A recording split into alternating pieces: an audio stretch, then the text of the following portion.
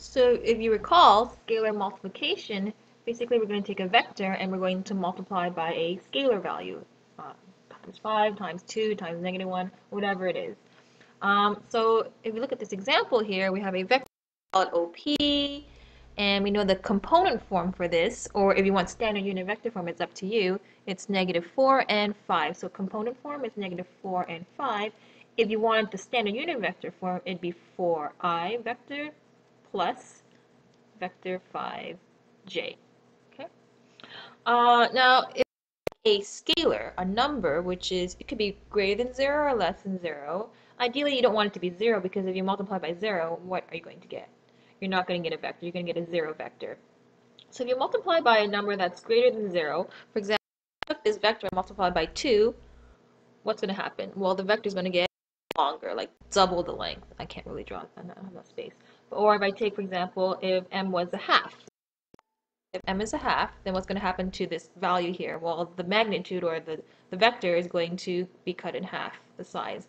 Or if you have a negative number, such as like -2 or -1/2, well, the vector will be going in the opposite direction. So instead of -4, 5, for example, let's just say I had -2. I took this vector and I multiplied the vector by -2. Well, what's going to happen is that you can take this -2 and it's going to go in the opposite direction.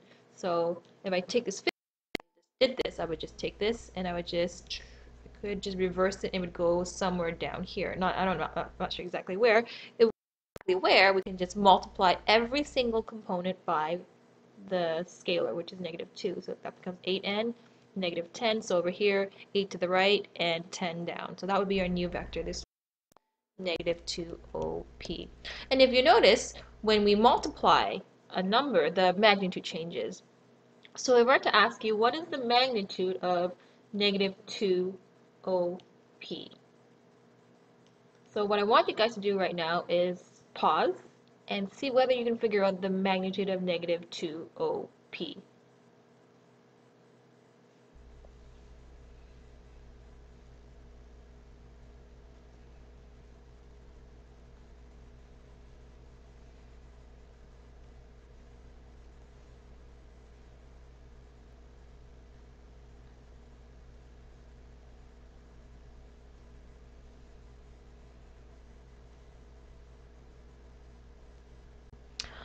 Alright, so hopefully you figured it out, how to find the magnitude of -2op, or this vector here. There's a couple of ways you can do this. You can, actually, there's one easier way to do this. You can just take the component form and use the Pythagorean theorem. So basically what you're doing is you're taking the magnitude of your new vector, which is 8n, -10, and here's 8 to the right and -10, and you just take the Pythagorean theorem, 8 squared plus -10 squared, and you get your new magnitude. Or if you really wanted to, you can find the original OP. In this case, take the Pythagorean theorem of this piece, which is -4 squared plus 5 squared, and you take this answer and you can just double it. Alright, so that would be the same answer. The same answer. It looks different, but it's actually the same. You would not take this and multiply by -2 because magnitude has to be a positive answer. That's why we have this absolute sign. It has to be positive. So far we've been dealing with position vectors where something begins at the origin and it ends up somewhere else. But not all vectors have to start at the origin. Some vectors can start from, for example, at this point here, let's call this point -4, 4. And this point is 2n, 1, 2, 3, 4, 5, 6, 7. 2 and 7. And I'm going to draw a vector between these two points. Here's your tail and here's your head. The question is, how are these two vectors related? How am I going to express this vector as a component form? Because it doesn't start from 0, 0. So we have two other vectors, OA and OB. Okay, and we're going to somehow, so here's OA, OB, and we want AB. So the thing is, I want to somehow connect these two vectors to create AB. Now some of you are wondering, I'll just add these two vectors. I'll just add OA plus OB, and I'll end up getting the red vector. But physically, if I took this OA and add on OB, I'm not going to get the red vector. I'm going to get some other vector, which is not related. So I'm going to just bring this back. All right. So this is where I want you to pause and figure out, well, like, if I can't add these two vectors, what can I do? So take a few seconds and see whether you can figure out how to get AB in terms of OA and OB, and we'll take it up afterwards. So hopefully by now you may have figured it out. If you haven't, don't worry about it. I'll explain it.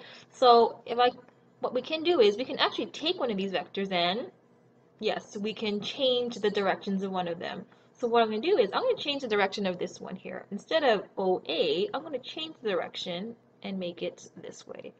But it's still the same thing. So I'm making it an opposite vector. So opposite vector. So now if I take this vector, which we call actually called not OA, it's actually AO because we're going from tail to head, and I'm getting this. So in other words, AB is equals to AO plus OA.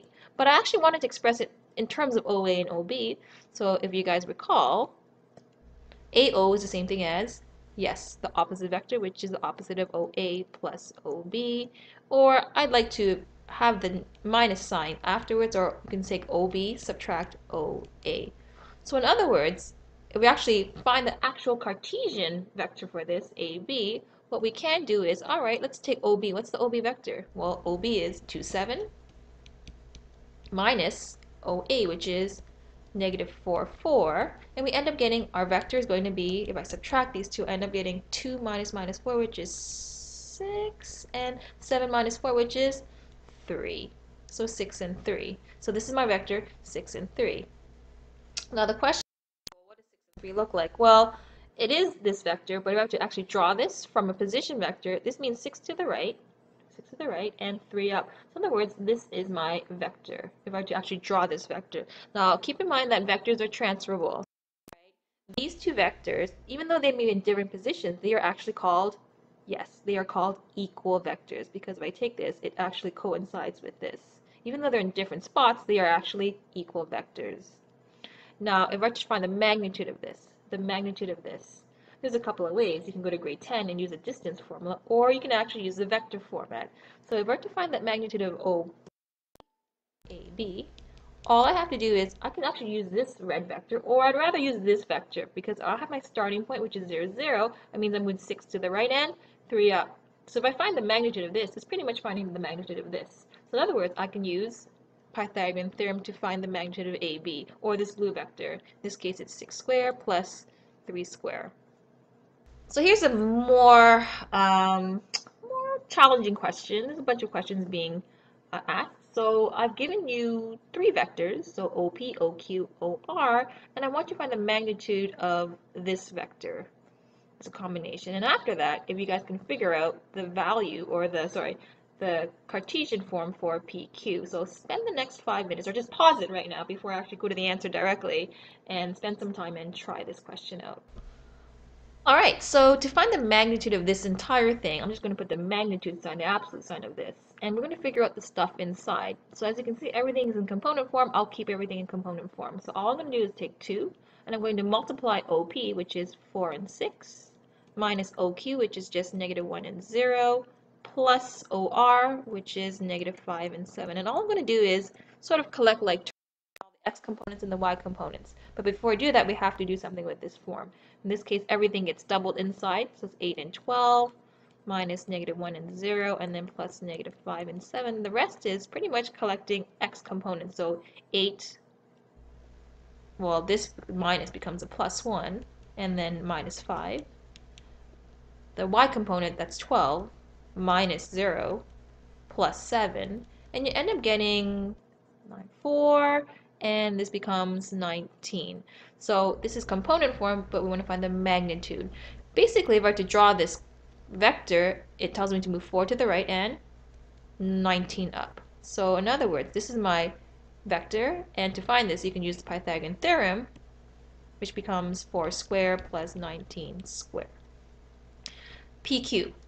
Now to find PQ, refer to that last handout, the last slide. To find PQ, I'm going to take the following. To PQ, we're going to, I like to actually do this, sorry, PQ, sorry, it's PO plus OQ, and because I'm going to reverse one of them, this is negative OP plus OQ. So all I'm going to do is take the reverse, the opposite vector of OP, which is in this case negative of 4 and 6, and add it to OQ, which is just negative 1 and 0, and from there on you just do the extra work. So this becomes negative 4, 6, and then negative 1, 0, and you end up getting components negative 5 and 6. So this is the actual vector for PQ.